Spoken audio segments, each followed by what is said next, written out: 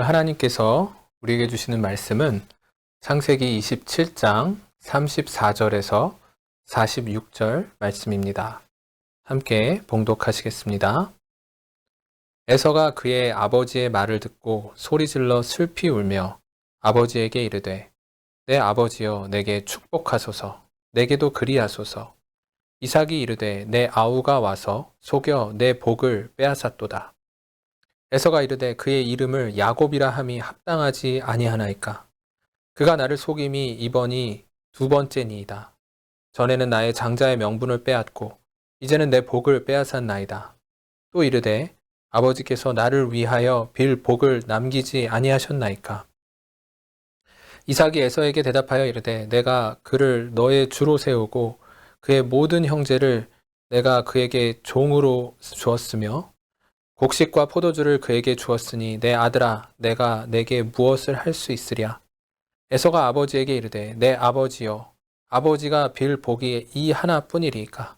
내 아버지여 내게 축복하소서 내게도 그리하소서 하고 소리를 높여오니 그 아버지 이삭이 그에게 대답하여 이르되 내 주소는 땅의 기름짐에서 멀고 내리는 하늘 이슬에서 멀 것이며 너는 칼을 믿고 생활하겠고 내 아우를 섬길 것이며 내가 매임을 벗을 때에는 그 멍에를 내 목에서 떨쳐버리리라 하였더라. 그의 아버지가 야곱에게 축복한 그 축복으로 말미암아 에서가 야곱을 심중에 미워하여 심중에 이르기를 아버지를 곡할 때가 가까웠은즉 내가 내 아우 야곱을 죽이리라 하였더니 맏아들 에서의 이 말이 리브가에게 들리매 이에 사람을 보내어 작은 아들 야곱을 불러 그에게 이르되 내 형 에서가 너를 죽여 그 한을 풀려 하니 내 아들아 내 말을 따라 일어나 하란으로 타서 내 오라버니 라반에게로 피신하여 내 형의 노가 풀리기까지 몇 날 동안 그와 함께 거주하라. 내 형의 분노가 풀려 내가 자기에게 행한 것을 잊어버리거든 내가 곧 사람을 보내어 너를 거기서 불러오리라. 어찌 하루에 너희 둘을 이르랴. 리브가가 이삭에게 이르되 내가 햇사람의 딸들로 말미암아 내 삶이 싫어졌거늘 야곱이 만일 이 땅의 딸들 곧 그들과 같은 햇사람의 딸들 중에서 아내를 맞이하면 내 삶이 내게 무슨 재미가 있으리까. 할렐루야. 오늘 이 아침에 주님의 은혜와 평강이 여러분과 함께 하시기를 축복합니다. 창세기는 출생과 죽음, 다툼과 화해라는 한 가족의 삶에서 느끼는 애환을 생생하게 기록하고 있습니다. 이 이야기는 비단 족장들의 이야기일 뿐만 아니라 우리네 삶의 이야기이기도 합니다. 우리도 이렇게 살아갑니다. 자녀의 탄생에 기뻐하고 또 안타깝지만 사랑하는 사람과 이별할 때가 찾아옵니다. 사랑하는 가족과 너무 사랑하지만 때로는 다툽니다. 때로는 가슴 아픈 일을 겪기도 합니다. 그러나 가족이기 때문에 우리는 또 화해하고 그렇게 또 살아갑니다. 지난 토요 새벽 본문에 이어서 오늘 본문에는 야곱에게 장자권을 빼앗긴 에서의 이야기가 등장합니다. 에서는 야곱이 아버지를 속여 자신의 장자권을 빼앗았다는 소식을 듣고 몹시 슬퍼합니다. 34절을 보면 에서가 그의 아버지의 말을 듣고 소리질러 슬피 울며 아버지에게 이르되 내 아버지여 내게도 축복하소서 내게도 그리하소서. 38절을 보면 더 애절한 에서의 요청이 나타납니다. 에서가 아버지에게 이르되 내 아버지여 아버지가 빌 복이 이 하나뿐이리이까 내 아버지여 내게 축복하소서 내게도 그리하소서 하고 소리를 높여 우니. 이 지면에 나온 글만 읽어봐도 정말 슬피 울며 이를 간다는 말이 이런 말인가 할 정도로 에서는 통곡하며 몹시 슬퍼합니다. 물론 아버지 이삭의 잘못된 선택이기는 했으나 장자권을 받는다는 기대감에 부푼 에서의 마음은 절망감과 실망과 분노로 가득 찼을 것입니다. 그런데 여기서 한 가지 이상한 점이 있습니다. 분명 에서는 과거에 장자권을 가볍게 여겼습니다. 그래서 팥죽 한 그릇에 장자권을 팔아버렸습니다. 그런데 오늘 본문을 보면 그 사건 역시도 자신이 속아서 그렇게 한 것이라고 고백합니다. 36절을 보면 에서가 이르되 그의 이름을 야곱이라 함이 합당하지 아니하니까. 그가 나를 속임이 이번이 두 번째니이다. 전에는 나의 장자의 명분을 빼앗고 이제는 내 복을 빼앗았나이다. 과거의 장자권을 가벼이 여긴 에서는 오늘 이 장자권을 굉장히 중요하게 여기고 있습니다. 그것을 몹시 원했는데 갖지 못하자 그로 인해 슬퍼하는 모습을 보이고 있습니다. 무엇이 달라진 것일까요? 과거의 사건과 오늘의 사건의 사이에는 과연 무슨 일이 벌어졌을까요? 대답은 간단합니다. 아버지 이삭이 거부가 되었기 때문입니다. 과거에는 이 정도로 거부가 되지 않았습니다. 그래서 에서는 장자권을 가벼이 여깁니다. 그러나 창세기 26장에 보면 오히려 블레셋 사람들이 와서 화친을 맺을 정도로 이삭은 큰 부자가 됩니다. 에서는 부자가 된 아버지를 보고 이전에는 가벼이 여기던 장자권에 탐을 낸 것입니다. 우리 주변에도 이런 일을 많이 봅니다. 이전에 부모님에게 딱히 큰 관심을 보이지 않았던 자녀들이 부모님의 경제적 상황이 나아지자 갑자기 부모님께 사랑과 관심을 갖는 경우를 종종 보게 됩니다. 물론 현실적으로 자신에게 돌아올 분깃을 생각하면 인간적인 마음으로 이해는 되지만 이러한 행동은 결국 부모보다 부모의 선물을 더 사랑하는 결과를 초래하게 됩니다. 오늘 우리의 질문은 이것입니다. 과연 우리는 하나님을 사랑하는가?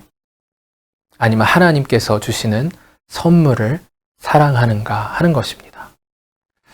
물론 하나님을 아예 사랑하지 않는 것은 아닐 것입니다. 그러나 하나님보다 하나님께서 주시는 이 땅의 복을 더 사랑하는 경우도 충분히 있을 수 있습니다. 에베소서를 보면 사도 바울께서 신령한 복을 강조합니다. 그리고 이렇게 말씀하십니다.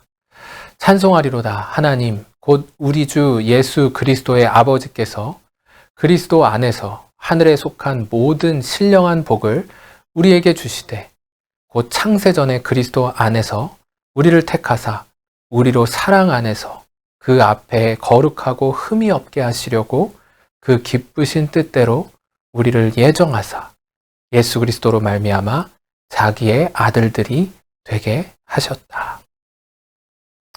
사도 바울은 에베소 교인들을 향하여 우리에게 온갖 영적인 복을 주시는 하나님을 찬양합니다.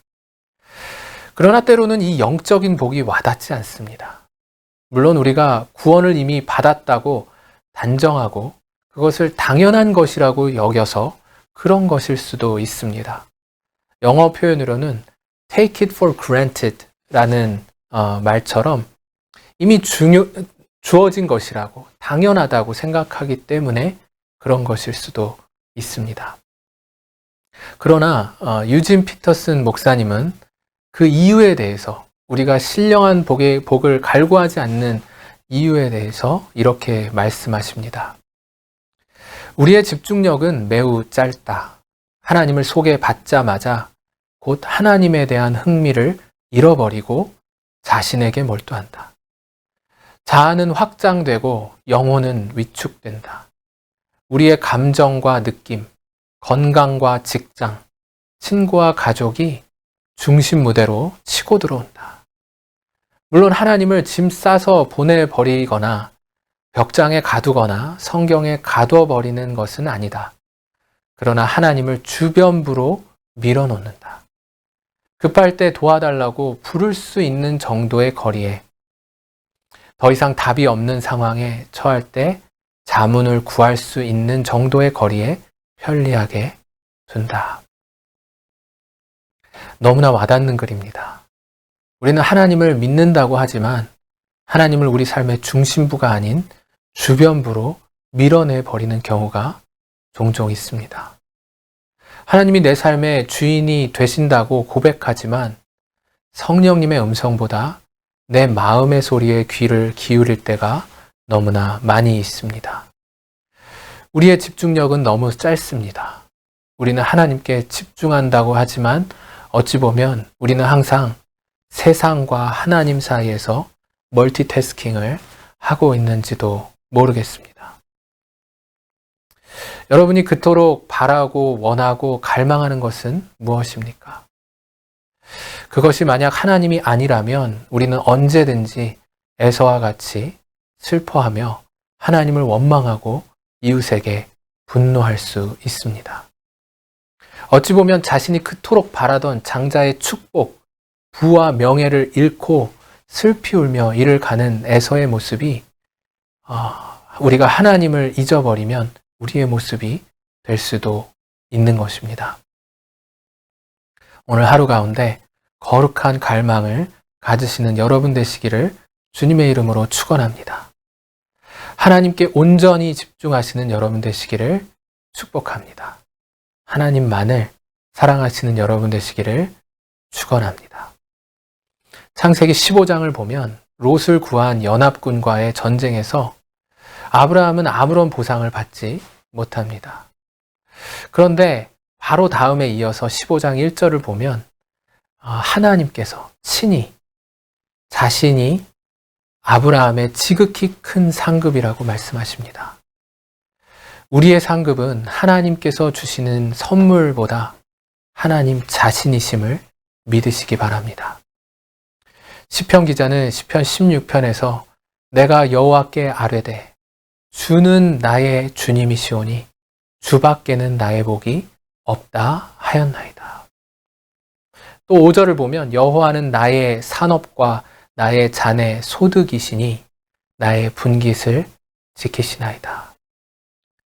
오늘 하루 나의 복이 되시는 주님과 동행하시는 여러분 되시기를 주님의 이름으로 축원합니다. 바라기는 이 고난주간을 시작하며 하나님과 깊은 교제를 나누고 동행하시는 여러분 되시기를 주님의 이름으로 축원합니다.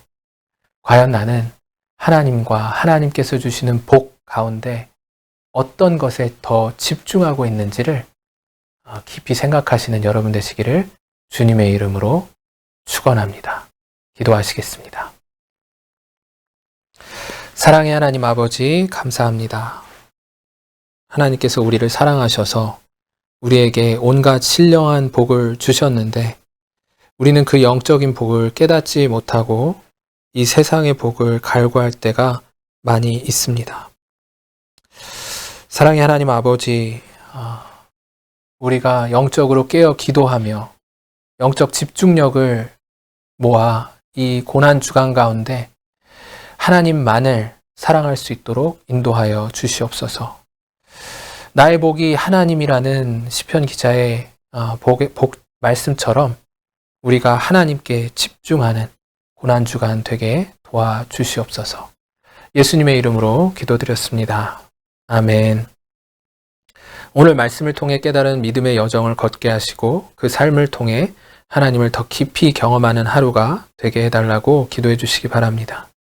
그리고 한국의 김지훈, 김미진 파송 선교사님을 위해서 기도해 주실 때 가족들의 건강, 리나의 척추 측만증, 김미진 선교사님의 건강, 김지훈 선교사님의 꼬리뼈와 몸의 통증, 아유라의 시력을 돌보아 주시고 선교를 위한 젊은 세대의 제자 훈련이 잘 진행되게 해달라고 기도해 주시기 바랍니다. 그리고 마지막으로 고난주간을 보내며 큰빛교회 모든 성도들이 예수님의 십자가 사랑과 은혜를 더 깊이 묵상하는 하루가 되게 해달라고 기도해 주시기 바랍니다. 기도하시겠습니다.